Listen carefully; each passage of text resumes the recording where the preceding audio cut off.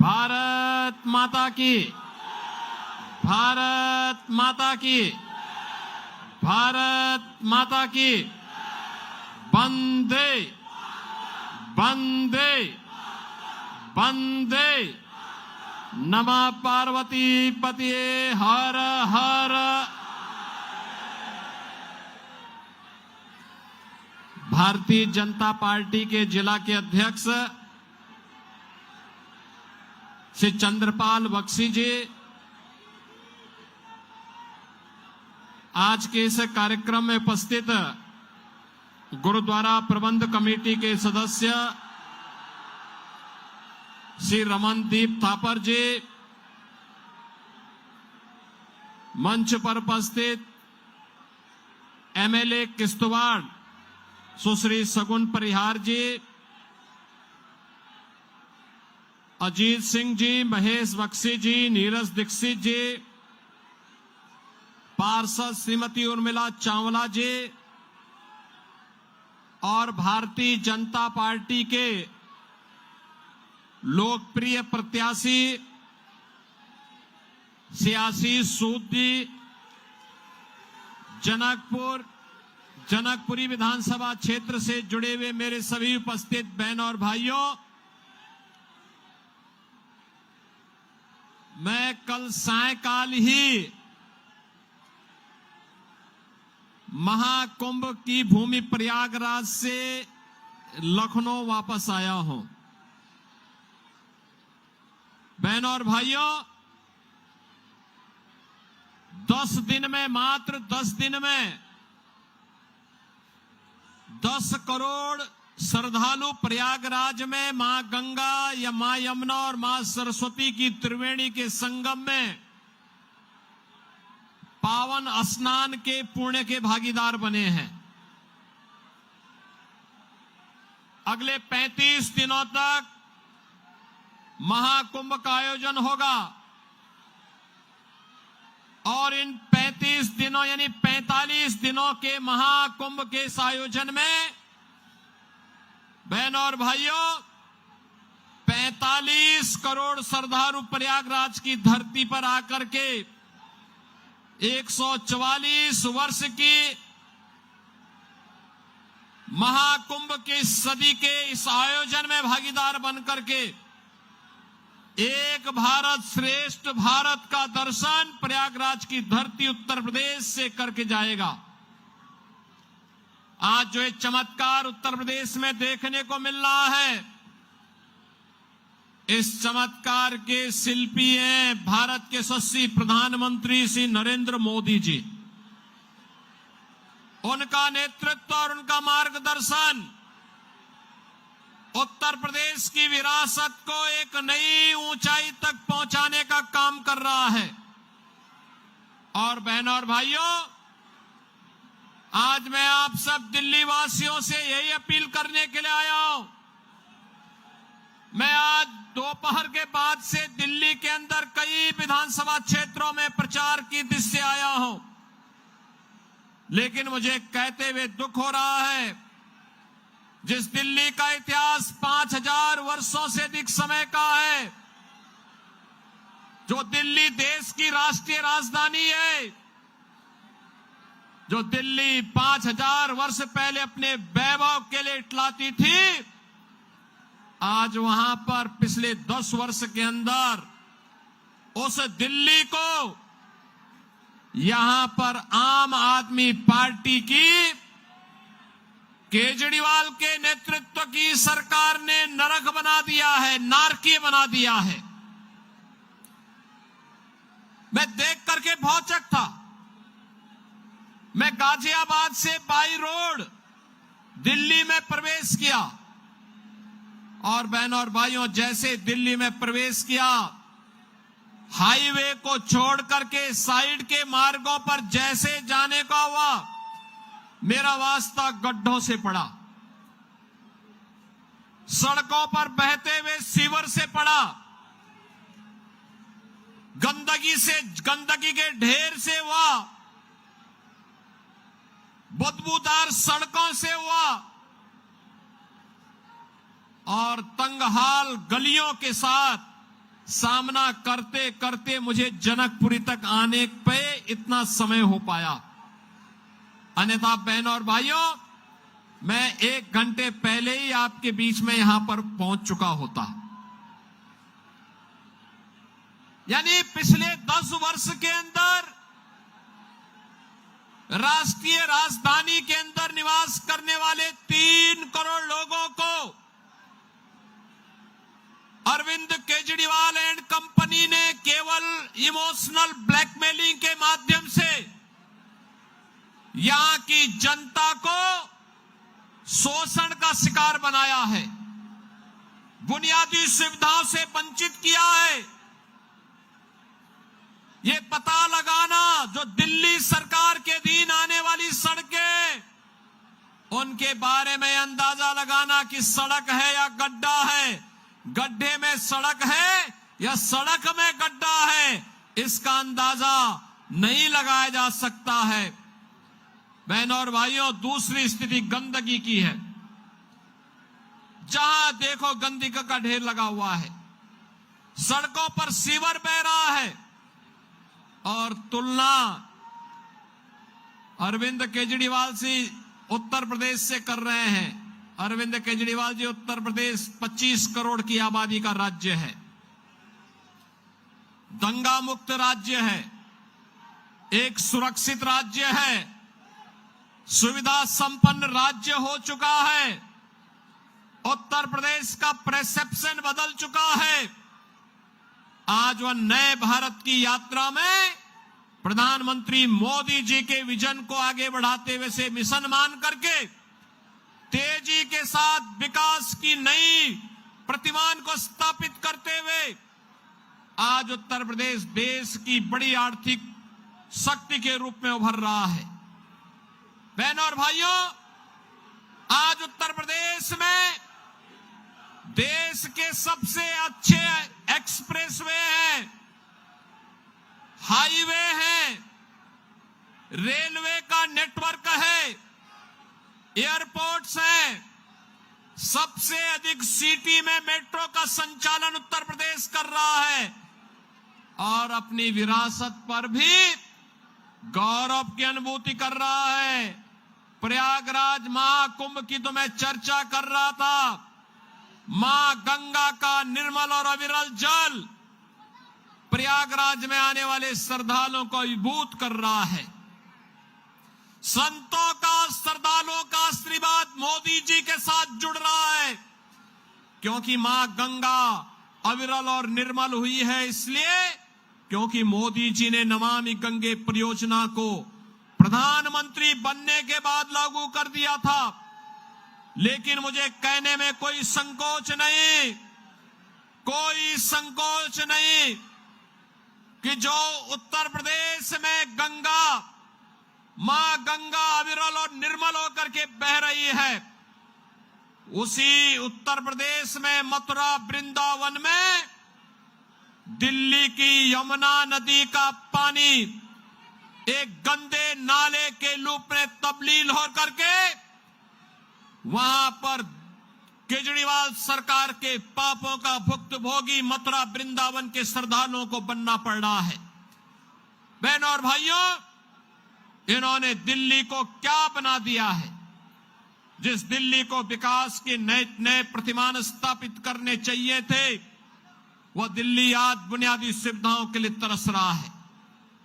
केवल प्रलोभन के झूठे वादे करते हुए इन्होंने यहां के नौजवानों के भविष्य के साथ खिलवाड़ किया है। जनता जनार्दन को बुनियादी सुविधाओं से त्रस्त किया है। और मैं आपसे यही अपील करने के लिए आया हूं। ये विकास की बात करते हैं, बुनियादी सुविधाएं देखनी हो या इंफ्रास्ट्रक्चर देखना हो, एनसीआर से जुड़े हुए उत्तर प्रदेश के जनपदों को ही देख लें। गाजियाबाद हो या नोएडा, याद करिए ओखला औद्योगिक क्षेत्र दिल्ली में है, लेकिन वहां पिछले 10 वर्ष के अंदर कोई निवेश नहीं हुआ। वहां पर कोई निवेश नहीं हुआ, कोई बुनियादी सुविधा नहीं, उद्योग बंद हो रहे हैं। वहां निवेश की बजाय केजरीवाल एंड कंपनी ने बांग्लादेशी घुसपैठियों और रोहिंग्या को वहां पर बसाने का काम कर दिया है। लेकिन बहनों और भाइयों, दूसरी ओर अगर आप आकर के देखेंगे न्यू ओखला के रूप में नोएडा और ग्रेटर नोएडा को, आपको जमीन आसमान का अंतर दिखाई देगा। देश का सबसे अच्छा निवेश का डेस्टिनेशन बनकर के नोएडा ग्रेटर नोएडा उभरा है। दिल्ली के लोग अब निवास करने के लिए नोएडा में जा रहे हैं, निवेश करने के लिए भी नोएडा में जा रहे हैं। अब वे दिल्ली में नहीं रहना चाहते, क्योंकि दिल्ली की आम आदमी पार्टी की सरकार ने उन्हें बुनियादी सुविधाओं से वंचित किया है। आपने देखा होगा ये सरकार जो आम आदमी पार्टी की पिछले 10 वर्षों से दिल्ली की जनता के साथ यहां पर धूर्ततापूर्ण व्यवहार कर रही है। इस सरकार ने, अरविंद केजरीवाल एंड कंपनी ने अपने गुरु स्वर्गीय अन्ना हजारे को भी बेवकूफ बनाया था, उनको धोखा दिया। अन्ना हजारे को धोखा देने के बाद इस सरकार ने जो बातें कही थी जन लोकपाल लाने की,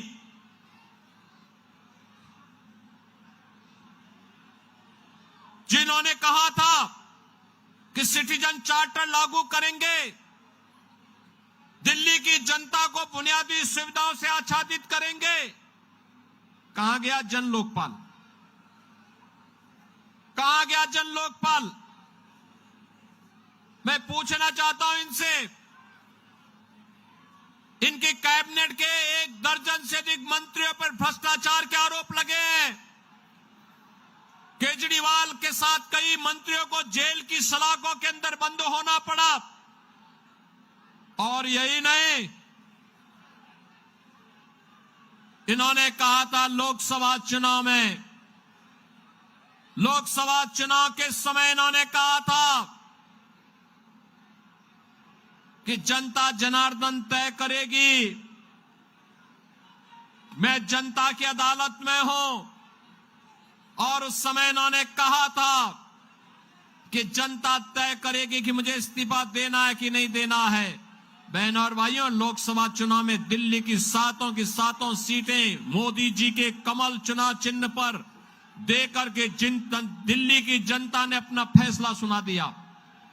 लेकिन बहनों और भाइयों, न तो यह केजरीवाल एंड कंपनी, न तो जनता जनार्दन से किए हुए वादे पर अक्सरशः सही उतर पा रही है और न ही बुनियादी सुविधाओं को देने में यह सफल रही है, बल्कि दिल्ली के अंदर अराजकता को बढ़ावा देने का काम इन्होंने किया है। आप सब जानते हैं दिल्ली के अंदर जामिया मिलिया के आसपास सैकड़ों एकड़ लैंड उत्तर प्रदेश सरकार के सिंचाई विभाग की है। वहां पर भी आम आदमी पार्टी के जुड़े हुए पदाधिकारी और विधायकों ने तमाम जमीनों पर बांग्लादेशियों को जबरन बसाने का काम कर दिया था, अवैध कब्जे कर दिए थे, निर्माण कर दिए थे। मैंने कई बार दिल्ली की सरकार से कहा कि भाई ये अवैध कब्जा उत्तर प्रदेश की जमीन पर मत करो, मत करवाने दो, लेकिन जब ये नहीं माने, उन्होंने कोई सहयोग नहीं किया, तो बहनों और भाइयों, मुझे उत्तर प्रदेश से अपना बुलडोजर भेजना पड़ा था और बुलडोजर भेज करके मुझे फिर वो पूरी जमीन खाली करवानी पड़ी थी। और मैंने कहा है, दिल्ली को अगर किसी अच्छी दिल्ली के नागरिकों के लिए कोई सुविधा देने के लिए जमीन की आवश्यकता पड़ेगी, उत्तर प्रदेश सरकार जमीन देगी, लेकिन विदेशी घुसपैठियों को 1 इंच जमीन नहीं देंगे, 1 इंच जमीन नहीं देंगे। आज उत्तर प्रदेश सुरक्षित है क्योंकि डबल इंजन की सरकार है। आज उत्तर प्रदेश सर्वाधिक मेट्रो चला रही है क्योंकि डबल इंजन की सरकार है। आज उत्तर प्रदेश के अंदर सबसे अधिक एक्सप्रेसवे हैं क्योंकि डबल इंजन की भारतीय जनता पार्टी की सरकार है। उत्तर प्रदेश के अंदर सबसे बड़ा हाईवे का नेटवर्क है, इसलिए क्योंकि डबल इंजन की भारतीय जनता पार्टी की सरकार है। उत्तर प्रदेश के पास रेलवे का सबसे बड़ा नेटवर्क है, इसलिए क्योंकि डबल इंजन की भारतीय जनता पार्टी की सरकार है। उत्तर प्रदेश के पास रेलवे का सबसे बड़ा नेटवर्क है, इसलिए क्योंकि उत्तर प्रदेश में डबल इंजन की भाजपा की सरकार है। उत्तर प्रदेश आज इंडस्ट्रियल इन्वेस्टमेंट का सबसे बड़े हब के रूप में स्थापित हो रहा है, क्योंकि डबल इंजन की भाजपा की सरकार है। लॉजिस्टिक हब के रूप में उत्तर प्रदेश स्थापित हो रहा है, क्योंकि डबल इंजन की भाजपा की सरकार है। नए नए वर्ल्ड क्लास यूनिवर्सिटी बन रही है, क्योंकि डबल इंजन की भाजपा की सरकार है। और नौजवानों के लिए रोजगार के अवसर आगे बढ़ रहे हैं, क्योंकि भाजपा की डबल इंजन की सरकार है। लेकिन बहनों और भाइयों, मैं पूछना चाहता हूं श्री अरविंद केजरीवाल एंड कंपनी से, पिछले 10 वर्ष के अंदर दिल्ली के अंदर उन्होंने कितने इंडस्ट्रियल हब बनाए हैं, दिल्ली के अंदर कितने उन्होंने औद्योगिक हब बनाए हैं, कितने लॉजिस्टिक हब बनाए हैं, कितने इंस्टीट्यूशनल हब स्थापित किए हैं, वे नहीं जवाब दे सकते। और मैं तो कहना चाहता हूं, हमारा पूरा 54 सदस्यीय कैबिनेट ने कल प्रयागराज के महाकुंभ की त्रिवेणी में संगम में डुबकी लगाई है। अरविंद केजरीवाल जी, आप भी आम आदमी पार्टी के मंत्रियों के साथ एक बार दिल्ली में इस चुनाव के दौरान ही यमुना जी में डुबकी लगा करके दिखाइए। आपको पता लग जाएगा कि आपके काले कारनामे क्या हैं अपनी विरासत के प्रति। आप यहां पर पुजारियों को मानदेय देने की बात करके झूठे वायदे कर रहे हैं। आपने मौलवियों को, मुल्लाओं को तमाम पहले से आप उन्हें मानदेय देने की बात करते थे, आज वह देने में विफल है। तो ध्यान भटकाने के लिए पुजारियों का नाम लिया, लेकिन आप भूल गए बौद्ध भंते भी उसी श्रेणी में आते थे, उनका नाम आपने नहीं लिया। वाल्मीकि मंदिरों के पुजारी भी उसी श्रेणी में आते थे, आपने उनका नाम नहीं लिया। रविदासी परंपरा से जुड़े हुए मंदिरों में भी तमाम पुजारी हैं, उनको भी आपने मानदेय से वंचित रखने की बात कही है। आपकी ये दोहरी नीति नहीं चलेगी, दिल्ली से स्वीकार करने को तैयार नहीं है। और इसीलिए जनकपुरी विधानसभा क्षेत्र से भारतीय जनता पार्टी ने, आदरणीय प्रधानमंत्री जी ने, श्री जेपी नड्डा जी ने श्री आशीष सूद को प्रत्याशी के रूप में यहां पर आपको मौका दिया है। बहनों और भाइयों, आशीष सूद जी एक जुझारू नेता हैं, कार्य करने का जज्बा रखते हैं, आपके हितों के लिए लड़ाई लड़ने का सामर्थ्य रखते हैं। जैसे उत्तर प्रदेश की सूरत बदली है, तस्वीर और तकदीर बदली है, उत्तर प्रदेश में देश और दुनिया के सभी लोग आज आने को उत्सुक हैं। ऐसे ही दिल्ली के लिए भी डबल इंजन की सरकार चाहिए, और डबल इंजन सरकार के लिए आशीष सूद को जनकपुरी से विधायक बनकर के जाना आवश्यक है। आपका आशीर्वाद आशीष सूद जो को प्राप्त होगा, सभी लोग आशीर्वाद देंगे। मेरी आवाज जहां तक जा रही है, आशीष सूद जी को अपना आशीर्वाद देने के लिए दोनों हाथ ला करके मुझे बताओ। सामने घरों के ऊपर, दोनों ओर, पीछे सड़क में भी जितने भी लोग हैं, सभी दोनों हाथ ला करके मेरे सामने आश्वस्त करिए आशीष सूद को भारी बहुमत से विजयी बनाने के लिए। सभी लोग सहमत हैं? विजयी बना के भेजेंगे, बना के भेजेंगे। मेरे साथ बोलेंगे, भारत माता की, भारत माता की, भारत माता की जय श्री राम, जय श्री राम, जय जय श्री राम, जय जय श्री राम। धन्यवाद आदरणीय मुख्यमंत्री जी। योगी जी को जय श्री राम। योगी जी को